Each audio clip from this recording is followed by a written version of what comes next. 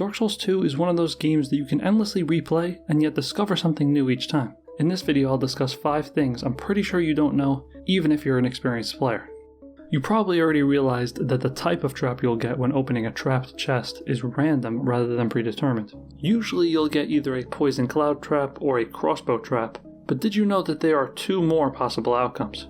You might have already seen one of these, the explosion trap, because you're guaranteed to get it when opening this chest at the end of the Peyton Creighton questline. I'll leave a nasty scar.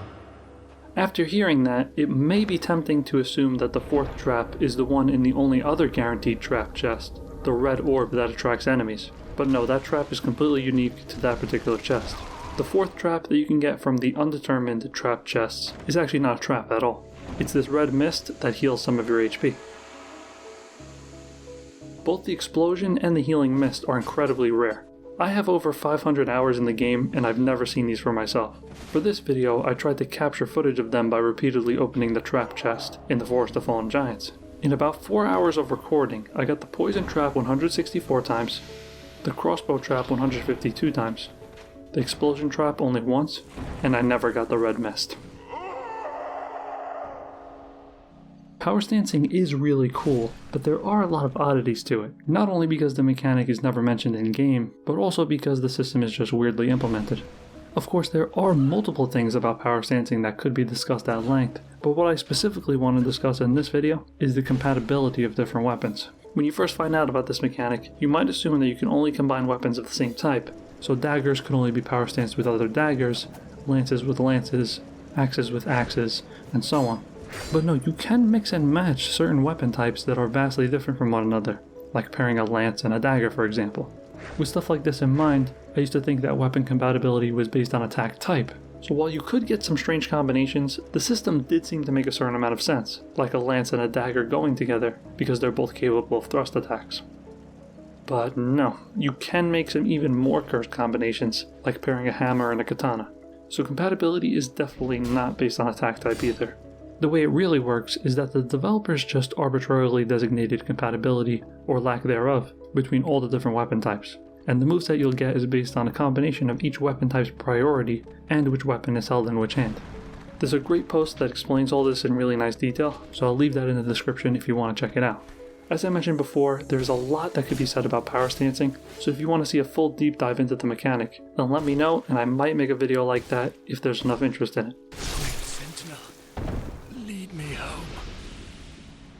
After defeating Skeleton Lords and Huntsman's Copse, you can head down this path in order to reach Harvest Valley. Along the way you'll have to lower this bridge to cross a ravine, and then climb down a one-way ladder. It always struck me as strange that the developers prevented the player from making a return trip here. Yes, there is little reason for the player to go back this way when they could easily warp at the bonfire, but why make it impossible? Well, it turns out there are 2 oddities with this path, which might explain why the developers felt the need to do this. The first is the easiest to notice. If you try to walk back towards Huntsman's Copse from this point, you'll get blocked right here for no apparent reason. You can manage to get past this weird collision by going around it, but it really stands out as a surprising mistake when you notice it. And the second oddity with this path is that if you walk far enough towards Harvest Valley, and then return to the bridge, you'll find that it's been reset to its original position. This makes it impossible to pass the ravine on foot if you're on the Harvest Valley side. As you can see, I didn't even have to quit out and reload the game for this to happen. Very strange. For me, one of the most memorable things about Dark Souls 2 are its giants.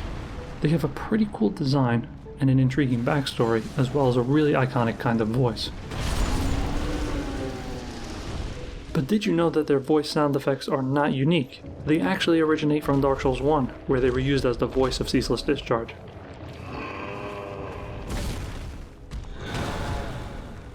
They sound a little bit different in Dark Souls 2 because they've been pitched up and sped up, but they are the exact same sounds.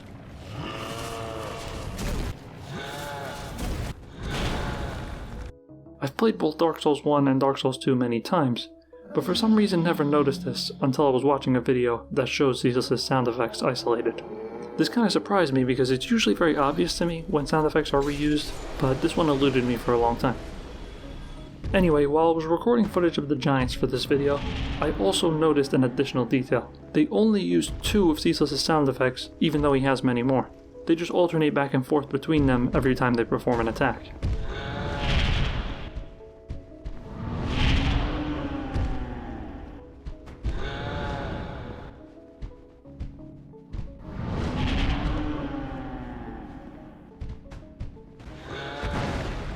As far as I'm aware, the only place additional ones are used is in the Last Giant's intro cutscene.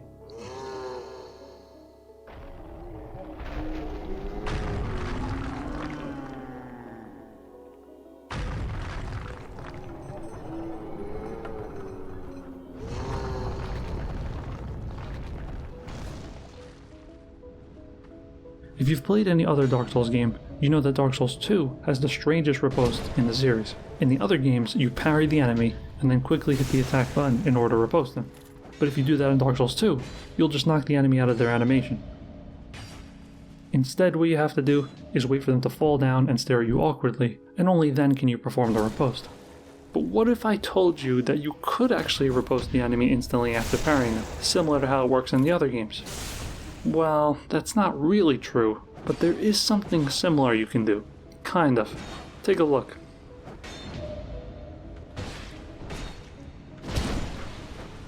Yeah, so for some reason you can perform the guard break riposte after parrying if you time it correctly.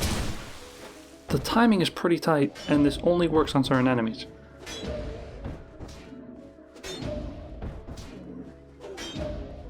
Using the Debug Manager mod, we can visualize grab colliders and find out why this happens. For most enemies, their regular riposte collider appears right after you parry them, but for some enemies, their guard break riposte collider shows up briefly and then is replaced by the regular riposte collider. So for those enemies, if you initiate the riposte quickly enough, you'll perform the guard break riposte. To be honest with you, I really think this is more of an oversight than an intended mechanic, since the enemy jerks up so awkwardly, and doing this does not really benefit the player. But at the same time, I struggle to imagine how a mistake like this would even happen in the first place. Either way though, it is kind of cool to pull off, and I bet you didn't know about it. Alright, those were all the obscure Dark Souls 2 facts I had for this video. Please let me know what you thought about them, and feel free to check out my other videos.